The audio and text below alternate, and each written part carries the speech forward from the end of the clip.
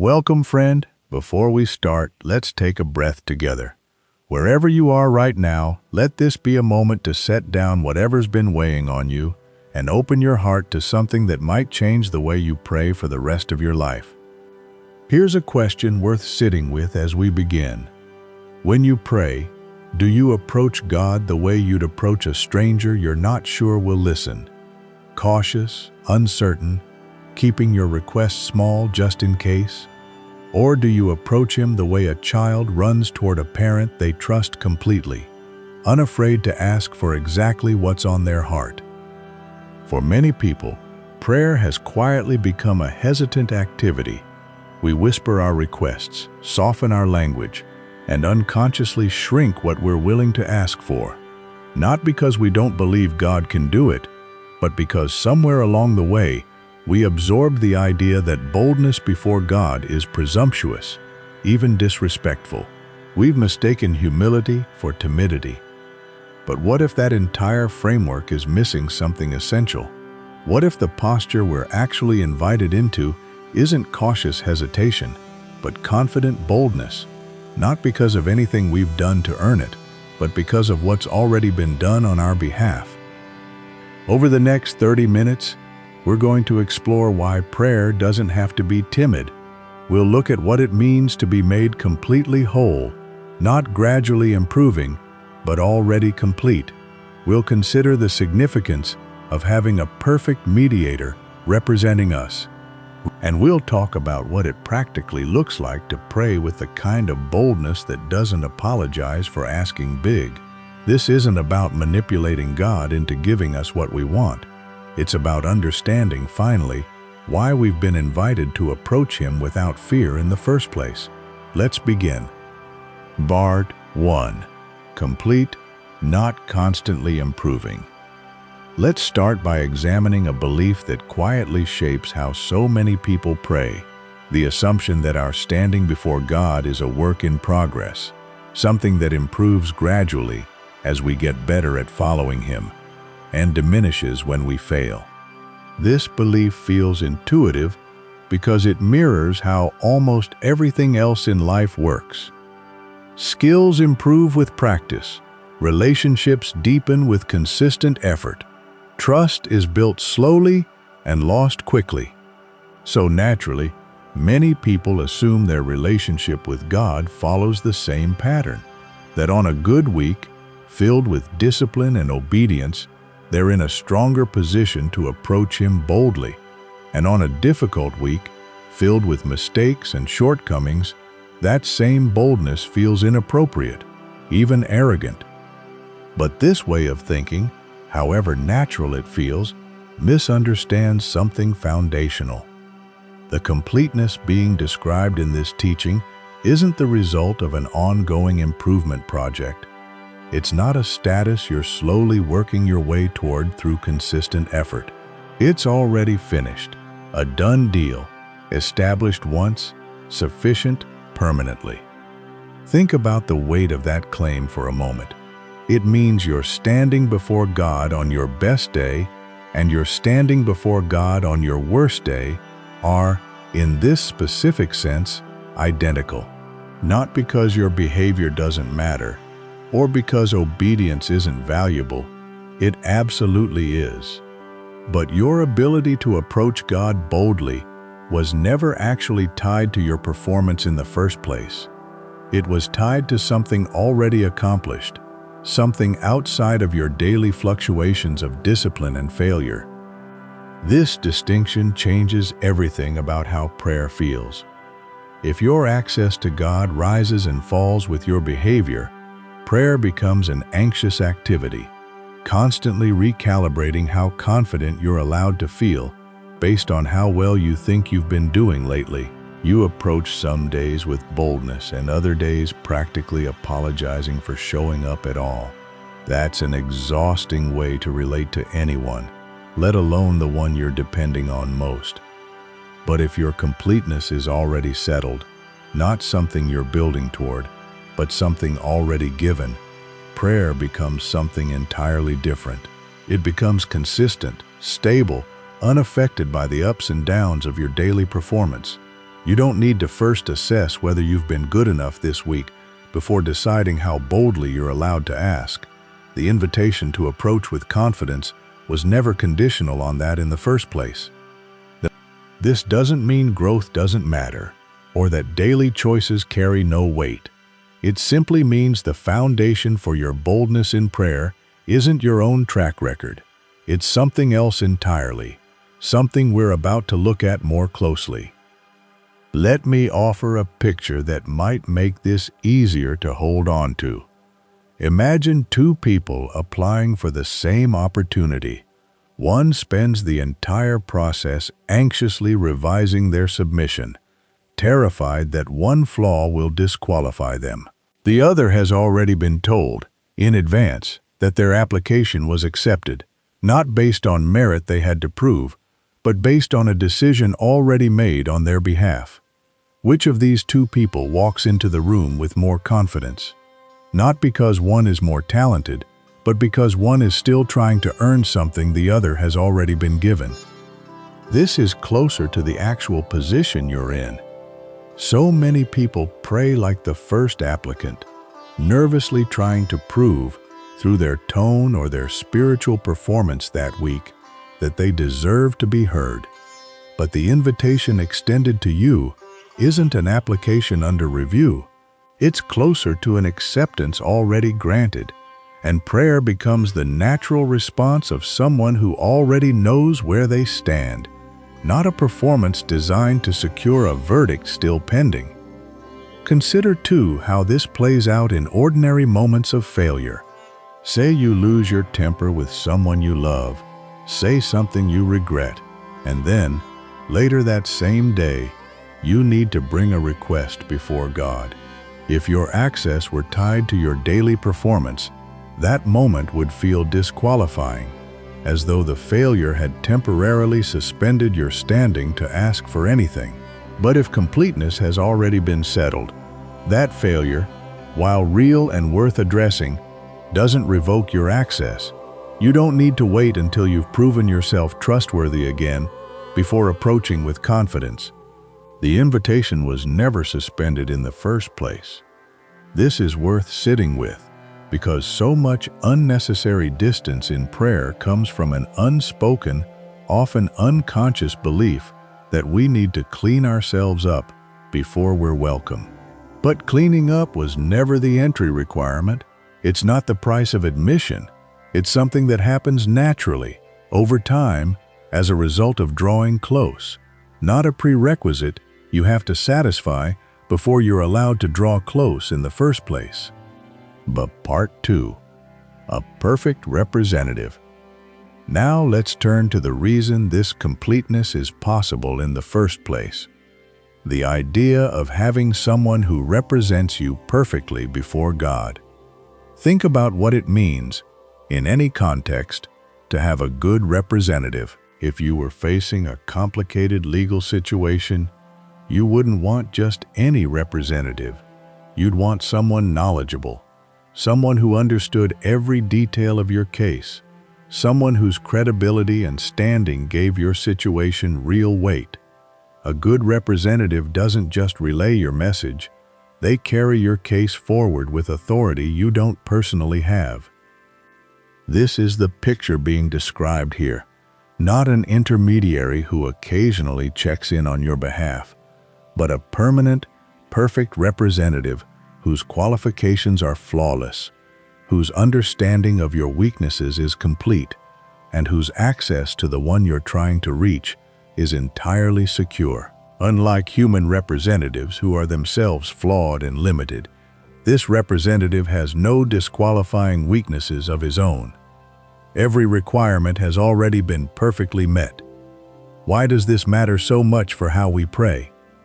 Because it removes the burden of having to present a flawless case yourself. If your ability to approach God depended entirely on your own credibility, your own track record, your own eloquence in prayer, most of us would rightly feel intimidated, unsure whether we're saying the right things or living up to the standard required. But that's not the situation you're actually in. You're not walking into that conversation alone. relying on your own qualifications. You have a perfect representative whose standing secures your access, regardless of how imperfect your own case might feel. There's something else worth noting about this representative. He's not distant or detached from your struggles. He isn't someone who simply understands your weaknesses in an abstract, theoretical sense.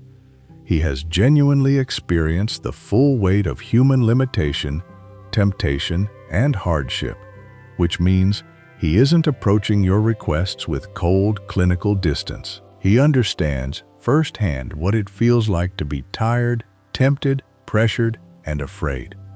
That understanding doesn't disqualify him from representing you.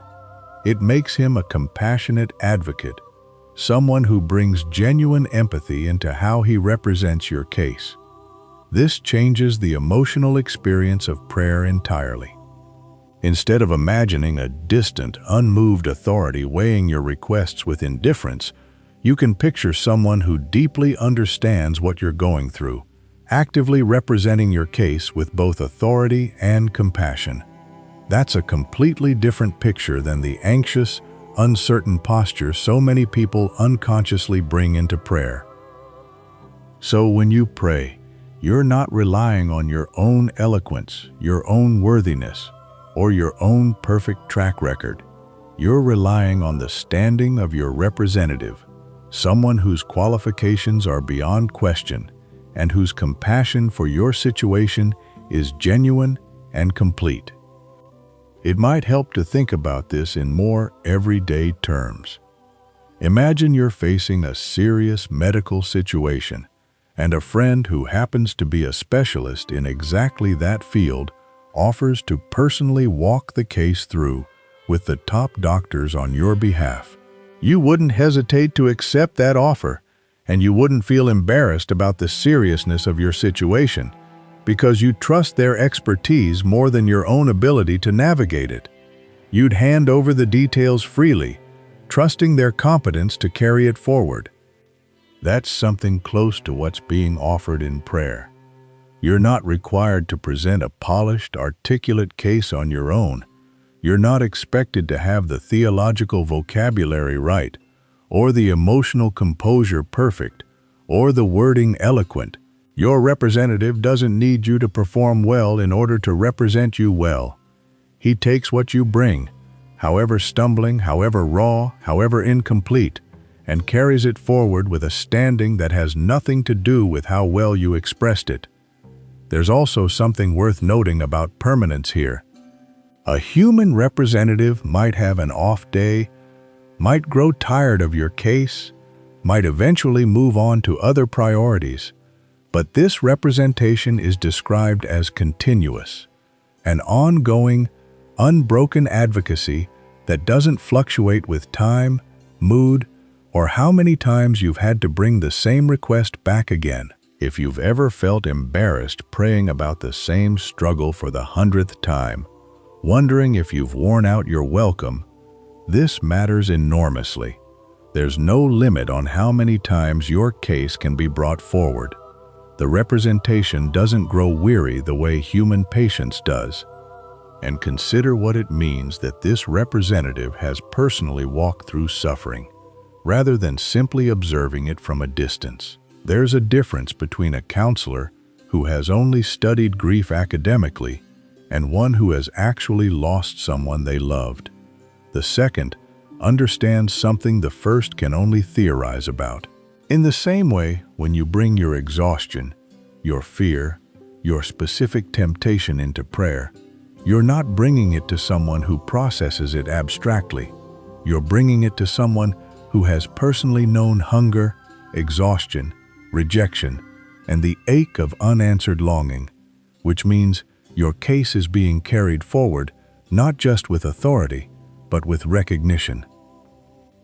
The part 3, faith and the courage to ask boldly. Now let's talk about something that connects directly to how we actually pray in practice: the relationship between faith and boldness. Faith is often described in fairly abstract terms: belief, trust, confidence in things not yet seen. But there's a very practical dimension to faith that gets overlooked. Faith shows up specifically in the size and boldness of what we're willing to ask for.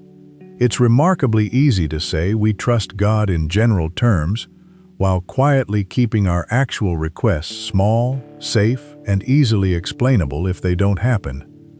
That's not really boldness, that's hedging. Think about the difference between someone who prays vaguely for things to get better and someone who prays specifically and boldly for a particular breakthrough, a particular healing, a particular provision. The vague prayer feels safer because it can't really fail. Almost anything could technically count as things getting better. But the specific, bold prayer requires actual faith because it's asking for something concrete enough that its answer, or lack of answer, will be unmistakably clear. This is where many people quietly retreat into smaller, safer prayers, not necessarily out of humility, but out of fear of disappointment. If you never ask for anything specific, you never have to face the discomfort of an unanswered specific request.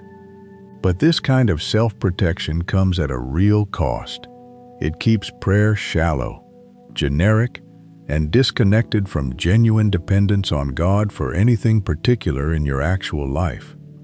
Boldness in prayer isn't recklessness, and it isn't demanding things from God as though He owes you whatever you ask. It's something different.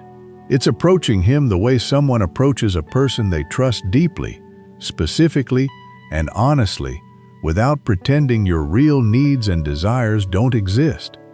It's naming the actual situation you're facing, the actual outcome you're hoping for, instead of speaking in vague, safe generalities designed to avoid disappointment. Consider what it would look like to pray boldly about something you've been quietly avoiding, naming specifically. A relationship you're hoping will be restored, a health situation you're hoping will change, a provision you desperately need but have been afraid to name out loud in prayer. Bold prayer doesn't guarantee the exact outcome you're hoping for will happen on your timeline, but it does mean bringing your real, specific hope honestly before God, rather than hiding behind cautious, vague language that protects you from feeling disappointed. This kind of boldness flows naturally from everything we discussed in the first two parts. If your standing before God isn't based on your performance, and if you have a perfect representative whose qualifications secure your access, then the fear that normally holds people back from bold, specific prayer starts to lose its grip. You're not gambling your worthiness on whether this particular prayer gets answered. Your standing was never dependent on that outcome in the first place. It's worth pausing here to address a fear that often lurks underneath cautious praying. The fear that asking boldly and not receiving what you asked for will somehow prove your faith was inadequate, or worse, that it will damage your relationship with God entirely. This fear keeps many people permanently in the shallow end, asking only for things so small or so vague that failure feels impossible. But consider what this actually costs over a lifetime. A person who never asks boldly never discovers what bold, specific answered prayer actually feels like. They trade the possibility of disappointment for the certainty of never truly testing their faith at all, which is its own quiet kind of loss. Bold prayer also requires a willingness to keep asking, even when the answer doesn't arrive on the timeline you were hoping for. There's a persistent, almost stubborn quality to genuine faith, not stubbornness toward God, but a settled refusal to let delay be mistaken for denial. Think of someone knocking repeatedly on a door, not because they doubt anyone is home, but because they trust the door will eventually open and they're not embarrassed to keep knocking. That posture, persistent, specific, unashamed, is a far cry from the anxious, one-time, carefully worded requests many of us default to. There's also a communal dimension worth mentioning. Bold prayer, isn't only a private discipline, it shapes how people pray together as well. A room full of people offering only vague, safe prayers rarely stirs anyone's faith. But when someone has the courage to name a specific, significant need out loud, a healing, a reconciliation, a provision with real numbers attached, it often gives everyone else permission to do the same. Boldness tends to be contagious in exactly the way caution is contagious. If you've ever sat in a prayer gathering that felt flat and generic, it's worth asking whether it needed one person willing to go first with something specific and real. Finally, it's worth remembering that boldness in prayer isn't measured only by the size of the request, but by the honesty behind it. Sometimes the boldest prayer isn't a request for something spectacular. It's simply admitting, without softening or minimizing, exactly how afraid or exhausted or hopeless you actually feel. Bold honesty is its own form of courage, and it often opens the door to the kind of specific, concrete requests that follow naturally once the pretending stops. Well, closing. As we bring this time together, I want to leave you with something simple and practical. If your prayers have quietly become small, cautious, and vague, not because you lack faith exactly, but because somewhere along the way, boldness started to feel inappropriate, I hope something has shifted today. The invitation extended to you was never to approach cautiously, keeping your real hopes hidden behind safe, generic language. It was to approach boldly, specifically, honestly, because your access was never actually dependent on your own performance or eloquence in the first place. You don't need to earn the right to ask for something specific. You don't need a flawless track record before you're allowed to bring your real hopes honestly into prayer. You have a perfect representative whose standing secures your access completely and whose compassion for your actual situation is genuine, not distant or theoretical. So the next time you find yourself praying in vague, careful language, designed more to protect you from disappointment than to genuinely express what's on your heart, I want to gently challenge you to try something different. Name the actual thing you're hoping for. Ask boldly, specifically, honestly, not because you've earned the right, but because you were already given it. Thank you for spending this time here. Go forward and pray boldly, not with arrogance, but with the quiet confidence of someone who knows exactly who is representing them.